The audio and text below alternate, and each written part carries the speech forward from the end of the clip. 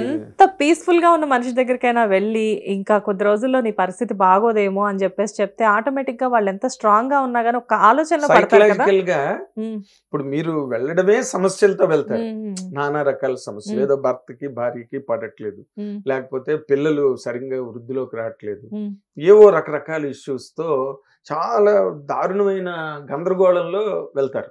వెళ్ళిన తర్వాత వాళ్ళు వెంటనే ఏం చేస్తారు, మీకు ఇగో మీకు ఈ పూజ చేయించుకోండి, ఇగో ఈ హోమం చేయించుకోండి, యజ్ఞం చేయించుకోండి, ఈ ఉంగరం పెట్టుకోండి, ఈ బొంగరం తిప్పండి, ఇలాంటివేవో మీకు చెప్తారు. చెప్పిన తర్వాత అది ఉత్తినే అయిపోదుగా.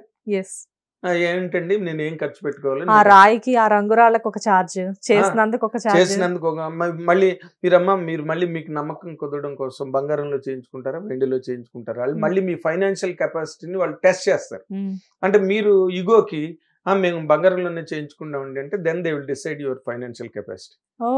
ఈ ఫైనాన్షియల్ కెపాసిటీ ఉంది ఈ వ్యక్తికి అని మీకు దానికి తగ్గట్టుగా ఛార్జెస్, హోమాలు, యజ్ఞాలు, లక్షల మీద వ్యాపారాలు జరుగుతున్నాయి మార్కెట్లో.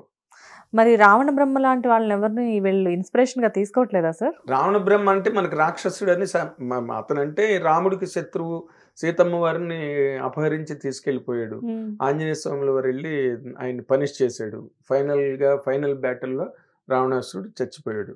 సో మనకు రావణాసురుడు అనగానే అతను ఒక దుర్మార్గుడు కింద మనకు లెక్క.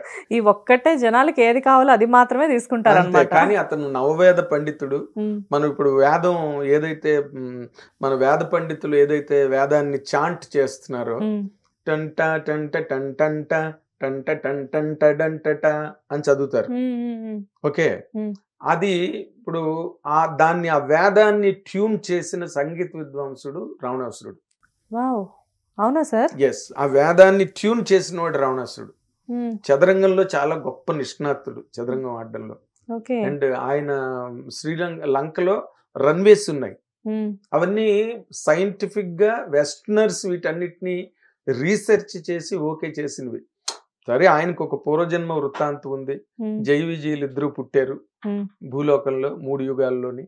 పుట్టినప్పుడు వాళ్ళు అడిగారు, నువ్వు శత్రుత్వం పెట్టుకుని తొందరగా నా దగ్గరికి వచ్చేస్తారా, లేకపోతే నన్ను పూజిస్తూ నా భక్తులుగానే భూలోకంలో శాశ్వతంగా ఉండిపోతారా అని విష్ణుమూర్తి అడిగినప్పుడు వాళ్ళు, వద్దు బాబు, మేము ఎక్కువ రోజులు అక్కడ ఉండలేము, మీ సముఖానికి మీ సమక్షానికి వచ్చేస్తాము, అంచేత మీకు శత్రువులుగానే మేము పుడతాం, పుట్టి మీ చేతుల్లో చచ్చిపోయి మళ్ళీ మీ దగ్గరికి వచ్చేస్తామని చెప్పి వరం పొందారు జైవిజీవులు. విష్ణుమూర్తి గారి ఛాంబర్ కి వాళ్ళిద్దరూ సెక్యూరిటీ జైవిజీవులు. సో రావణాసురుడు సీతమ్మ వారిని ఎందుకు అపహరించి పట్టుకెళ్ళాడు అన్నదానికి ఒక పూర్వజన్మ వృత్తాంతం ఉంది. బట్ రావణాసురుడుగా ఆయన తాలూకా క్వాలిటీస్ గాని, 1,000,000 లింగాలకి ఉదయాన్నే లేచి పూజ చేసేవాడు మహానుభావుడు.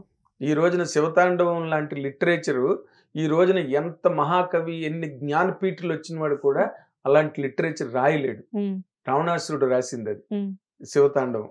అందుకేనా సార్ కేవలం నార్మల్ మనుషులు మాత్రమే, అంటే లైక్ మామూలు మధ్యతరగతి వాళ్ళు మాత్రమే కాకుండా పెద్ద పెద్ద పొలిటీషియన్స్ కూడా ఈ ఆస్ట్రాలజీ అంటే ఇంత మక్కువ చూపెట్టడం? అదే మరి ఎందుకు చెప్తున్నానంటే, వాళ్ళు ఎలక్షన్స్ లో గెలిచేయాలి, రాజకీయ నాయకులు ఎలక్షన్స్ లో గెలిచేయాలి, మంత్రి పదవులు వచ్చేయాలి, వాళ్ళ పేరు ప్రపంచం అంతా మారుమోగిపోవాలి. ప్రతి వాళ్ళ తాలూకా ఇది అదే కదా, డిజైర్ అదే కదా. ఎవరైనా రాజు అవ్వాలి, రాజ్యాన్ని పాలించాలి, అందుకని ద్వారపాలకుడు అవ్వాలని ఎవరు కోరుకోరుగా. ఏమంటే నేను ఎప్పుడు ద్వారపాలకుడు అవుతానో ఒకసారి చూసి చెప్పండి సార్ అని ఎవడు అడగడు కదా.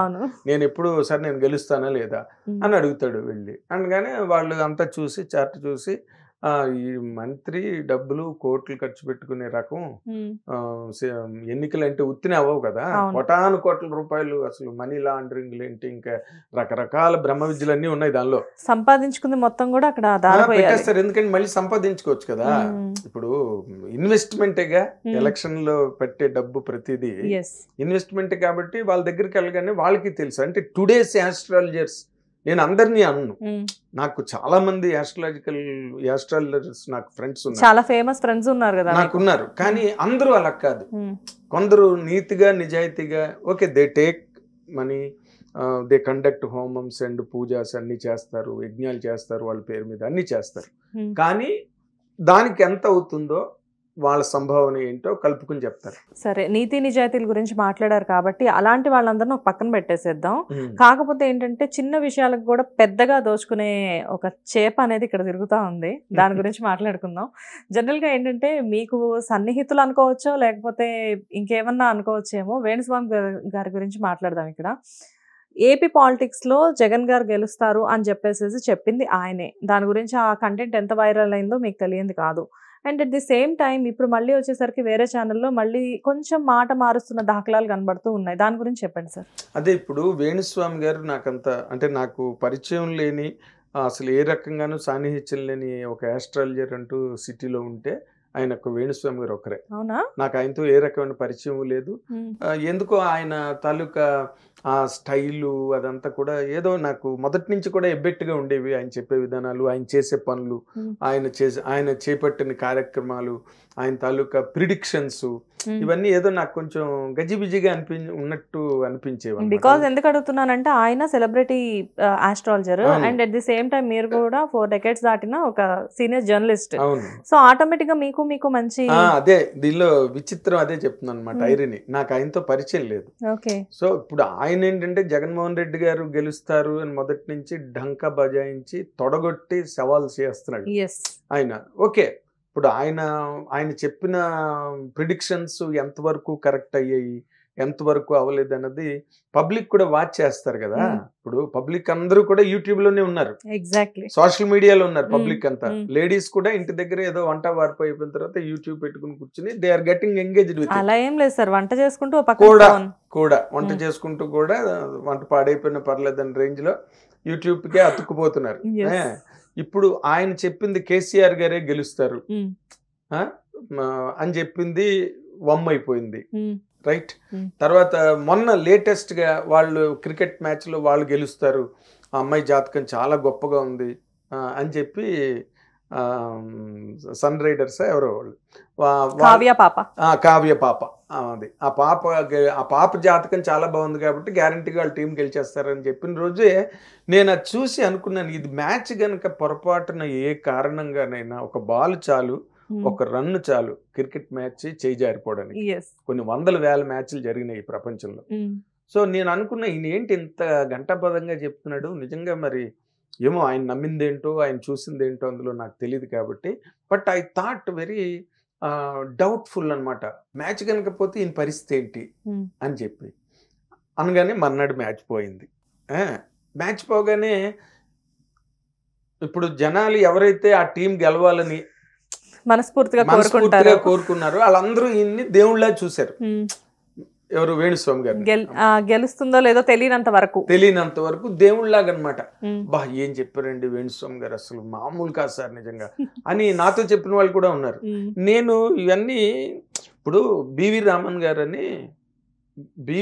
గారని ఒక ప్రపంచ ప్రఖ్యాత ఆస్ట్రాలజర్ గారు ఉన్నారు, బివి రామన్ అని. ఆయన ఇప్పటికీ మంత్లీ మ్యాగజైన్, ఆస్ట్రాలజికల్ మ్యాగజైన్ అని మంత్లీ నడుస్తుంది. వరల్డ్ వైడ్ సర్క్యులేషన్ ఉంది ఆ మ్యాగజైన్ కి. ఇప్పుడు బివి రామన్ గారు లేరు, కానీ ఆయన పాకిస్తాన్ పార్టిషన్ ప్రిడిక్ట్ చేశాడు. ఇందిరాగాంధీ గారి వైలెంట్ డెత్ ని ప్రిడిక్ట్ చేశాడు. ఎన్నో అసలు చాలా గొప్పవన్నీ ఈ ప్రపంచంలో ఉన్నవన్నీ కూడా ఆయన ప్రిడిక్ట్ చేసి చెప్పాడు బివి రామన్ గారు. అలాగే మరి ఈయన ఏమైనా అంత సాధన ఉందేమో ఈయనకి చెప్పగలుగుతున్నాడు అని చెప్పి నేను అనుకున్నా. తీరా మ్యాచ్ పోయింది. మ్యాచ్ పోయిన తర్వాత జగన్మోహన్ రెడ్డి గారు గెలిచేస్తారు ప్రపంచం అంతా స్వీప్ అయిపోయింది. ఎందుకంటే మీరు ఈ రోజున ఏపీ ఎలక్షన్స్ ని వరల్డ్ అంతా వాచ్ చేస్తున్నది. ఏదో పాకిస్తాన్ ఇండియా మ్యాచ్ జరుగుతున్నప్పుడు వరల్డ్ కంట్రీస్ అన్ని చూస్తాయి. Because it is not a match between 2 countries, but it's a match between 2 religions. 2 మతాలు ఆడుకుంటున్నట్టుగా ప్రపంచం అంతా చూస్తుంది ఇండియా పాకిస్తాన్ మ్యాచ్. వాళ్ళిద్దరు మ్యాచ్ ఫైనల్ అయితే మొత్తం స్టేడియం అంతా నిండిపోతుంది. అలాగే ఈయన్ని కూడా ఫాలో అయ్యారు. ఎందుకంటే అక్కడ టగ్ ఆఫ్ వార్ నడుస్తున్నది ఏపీలో. ఎవరు మహామహా అనుకున్న వాళ్ళు కూడా దాని మీద ఏ రకంగానూ చెప్పలేని ఒక ఈ రోజుకి ఏపీలో ఎవరు గెలుస్తారు అన్నది ఖచ్చితంగా ఎవరు చెప్పలేకపోతున్నారు కానీ దాన్ని నేను ఆన్సర్ చేస్తా. ఇప్పుడు ఈయన వరకు మనం మాట్లాడుకుంటే జగన్ రెడ్డి గారు గెలిచేస్తాడు, ఆయన జాతక రీత్యా ఇంకా ఆయనకి తిరిగిలేదు, 2024 కాదు 2029లో కూడా ఆయనే అని చాలా చాలా బాహాటంగా బిగ్గరగా మోస్ట్ రెక్లెస్గా అసలు ఏదో ఆయన మొత్తం గ్రహాలన్నీ ఆయన చేతిలో ఉన్నట్టు. రావణాసురుడు లాంటి మహానుభావుడికే దిక్కు లేదు.